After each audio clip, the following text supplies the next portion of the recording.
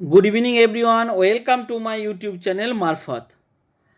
आज हम central university of Gujarat के पीएचडी एडमिशन नोटिफिकेशन के बारे डिटेल्स बताएंगे। इसके पहले भी बहुत सारे यूनिवर्सिटी का पीएचडी नोटिफिकेशन मेरा चैनल में दिया हुआ है।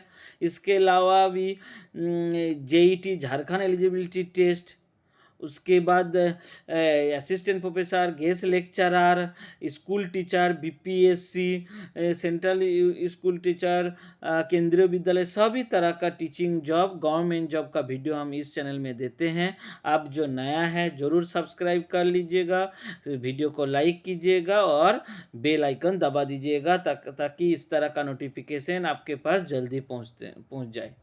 चलिए शुरू करते हैं। देख लीजिए, गुजरात केंद्रीय विश्वविद्यालय अर्थात सेंट्रल यूनिवर्सिटी ऑफ गुजरात, हर राज्य में एक एक करके कम से कम सेंट्रल यूनिवर्सिटी है। इसी तरह सेंट्रल यूनिवर्सिटी के नोटिफिकेशन निकलता है। सेंट्रल यूनिवर्सिटी का रूल्स हर कहीं भी स्टेट में है, एक ही तरह है। तो देख लीजिए, 8/10/2025 में ये नोटिफिकेशन है, PhD admission notification academy year 2025-26। Academy year 2025-26 के लिए पीएचडी एडमिशन के लिए ये नोटिफिकेशन जारी हुआ है। कब डेट है? Online application of admission of PhD program schedule, commencement date 8/10/2025 अर्थात 8 अक्टूबर से एप्लीकेशन शुरू हो गया है। लास्ट डेट 12/11/2025 अर्थात 12 नवंबर तक आप एप्लीकेशन कर सकते हैं। कौन एप्लीकेशन पोर्टल क्या है देख लीजिए, CUGADM.samarth.edu.in, इसके थ्रू आप अप्लाई कर सकते हैं। इसके बाद हम बता देते हैं कौन सब्जेक्ट में कितना वैकेंसी है। देख लीजिए, स्कूल का नाम इतना नहीं जानने से भी हो जाएगा, लेकिन सब्जेक्ट देख लीजिए, PhD programme, PhD in diaspora studies, इसमें 5 वैकेंसी है। हिंदू स्टडीज़ में 4 वैकेंसी है। अप्लाइड केमिस्ट्री में 21 vacancy. PhD in chemical science में 19 वैकेंसी। एडुकेशन में 14। Environment and sustainable development 11। उसके बाद इंटरनेशनल पॉलिटिक्स में 7। केमिक्स चाइनीज़ में 7। कंपैरेटिव लिटरेचर में 5। इंग्लिश में 6। जर्मन स्टडीज़ में 4। गुजराती में 19। उसके बाद हिंदी, ह्यूज वैकेंसी है, 200 से ज़्यादा वैकेंसी है। पीएचडी हिंदी में 13। लाइब्रेरी एंड इंफॉर्मेशन साइंस में 5। लाइफ साइंस में 9। नैनो साइंस में 22। मैरीटाइम सिक्योरिटी में 4। सिक्योरिटी स्टडीज़ में 7। Statistic and technology and national security में 7। उसके बाद इकोनॉमीज में 12। गांधी थॉट एंड पीस में 12 से। PhD studies technology and innovation policy में 21। सोशल मैनेजमेंट में 13। सोशियोलॉजी में 7। टोटल 254 वैकेंसी है। इसमें जनरल 103, SC ST अलग अलग वैकेंसी है। तो ये जेहेतु सेंट्रल यूनिवर्सिटी है, इसीलिए कहीं का राज्य का हो, आप रिजर्वेशन पॉलिसी के थ्रू अप्लाई कर सकते हैं। उसके बाद क्या हम बताएंगे, एलिजिबल क्राइटेरिया, ये बहुत ही महत्वपूर्ण है। एलिजिबल क्राइटेरिया क्या है? आप सभी जानते हैं कि पीएचडी करने के लिए आपको मास्टर डिग्री में 55% मार्क्स होना जरूरी है। 55% जनरल कैटेगरी के लिए, और SC ST होगा तो 50% मार्क्स होना जरूरी है। और क्या चाहिए? और चाहिए यूजीसी रेगुलेशन होनी चाहिए। आपका यूजीसी नेट और CISR नेट, जो साइंस का नेट होता है, वो आपका जरूरी है पीएचडी एडमिशन के लिए। और क्या जरूरी है? और नेट मतलब CISR नेट हो, यूजीसी नेट हो जरूरी है, और पीजी में 55% मार्क्स होना जरूरी है। इसके बाद क्या, इसके बाद यहाँ दिया हुआ है the additional affirmative eligible criteria the candidate are request to complete the program specific eligible criteria mention by under. इसमें मेंशन किया हुआ है कौन कौन सब्जेक्ट में क्या क्या क्वालिफिकेशन और चाहिए। देखिए डियास्पोरा स्टडीज़ में master degree PG in any subject, इसमें एनी सब्जेक्ट में पीजी होने से भी अब हो जाएगा।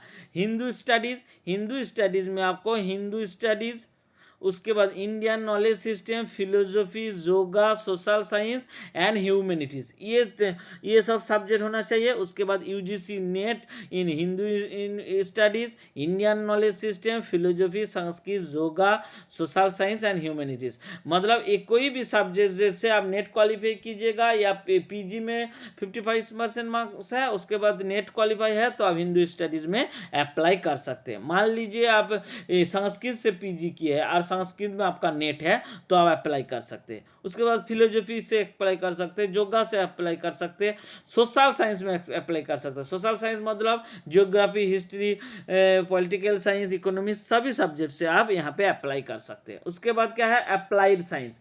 अप्लाइड साइंस में क्या चाहिए, पीजी में आपको चाहिए chemical science, industrial science, material science, nano science, computation science और फार्माक्यूटिकल केमिस्ट्री।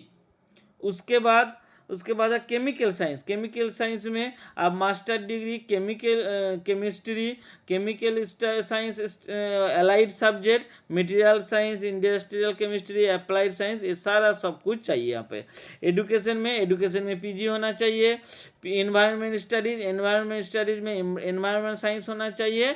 और क्या होना चाहिए, life science, बोटानी, zoology, chemistry, biological science, सभी तरह का जो साइंस में है, बायोटेक्नोलॉजी, माइक्रोबायोलॉजी, जियोलॉजी सब होगा तो आप अप्लाई कर सकते हो। उसके बाद इंटरनेशनल पॉलिटिक्स में आपको political science, defence studies, political included international relation, ये सारा सब्जेक्ट में आपको statistics science, west Asia studies, south east Asian studies, ये सब सब्जेक्ट में आपको पीजी होना चाहिए। उसके साथ नेट भी होना चाहिए। उसके बाद चाइनीज़ के लिए से ऑनली मास्टर डिग्री चाहिए। कंपैरेटिव लिटरेचर के लिए कंपैरेटिव लिटरेचर एंड इंग्लिश, मतलब दोनों सब्जेक्ट में कोई एक में पीजी होने से हो जाएगा। इंग्लिश के लिए इंग्लिश पीजी, जर्मन के लिए जर्मन पीजी, गुजराती के लिए गुजराती, हिंदी के लिए हिंदी, लाइब्रेरी साइंस के लिए लाइब्रेरियन इंस्टीट्यूट है, लाइफ साइंस के लिए life science, animal, plant, biological, microbiology, biomaterial, biochemistry सभी चाहिए। नैनो साइंस के लिए आपको नैनो साइंस में पीजी होना चाहिए। Physics, chemistry, life science, biotechnology, microbiology सभी कोई भी एक सब्जेक्ट होना चाहिए। उसके बाद मैरीटाइम सिक्योरिटी, इसमें defence and statistic studies, politics and international relations and geography से पीजी होने से भी यहाँ पे अप्लाई कर सकते हैं। उसके बाद सिक्योरिटी स्टडीज, इसमें भी defence and statistic science studies. उसके बाद है strategic technologies and national security, इसमें भी वही MA, MSc, MTech, ME in any following subject, defence, international relationship, geography, physics, chemistry सब इस तरह चाहिए। उसके साथ नेट भी चाहिए।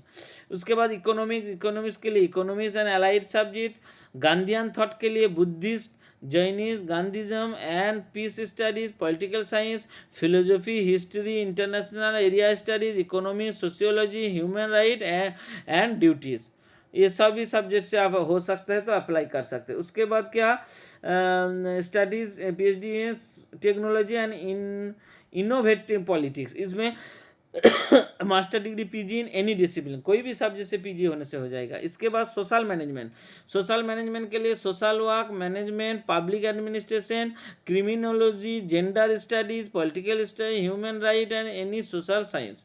उसके बाद सोशियोलॉजी के लिए सोशियोलॉजिस्ट। यही पूरा सब्जेक्ट का हम क्राइटेरिया बता दिए हैं। उसके बाद यहाँ दिया हुआ है कौन टीचर के पास क्या क्या गाइड है, गाइड के पास कौन कौन सब्जेक्ट स्पेसिमेन है, ये सब यहाँ पे बताया है। वो सब उतना ज़रूरत नहीं है। उसके बाद आ जाते हैं